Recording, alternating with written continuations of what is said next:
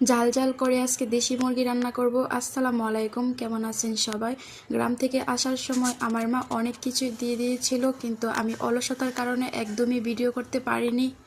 সারা রাত জার্নি করে এসে একদমই অলসতা হয়ে গেছিল, ভিডিও করতে পারিনি, আপনাদেরকে দেখাতে পারলাম না কি কি নিয়ে এসেছিলাম।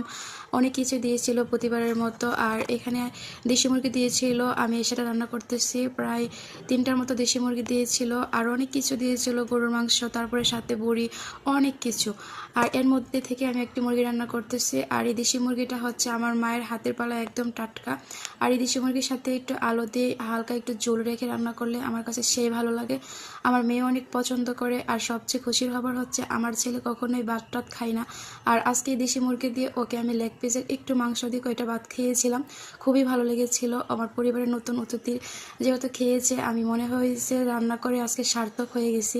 দেশি মুরগি প্রতিবারই রান্না করে, কিন্তু মেয়ে খায়, বাট ছেলে খায় না। ছেলেটা একদমই কিছু খেতে চায় না। ছেলে মেয়ে না খেলে মায়েদের খুবই কষ্ট, আর এই কষ্টটা কাউকে বোঝানো যায় না। যাই হোক, সবাই ভালো থাকবেন, আমার জন্য দোয়া করবেন। আল্লাহ হাফেজ।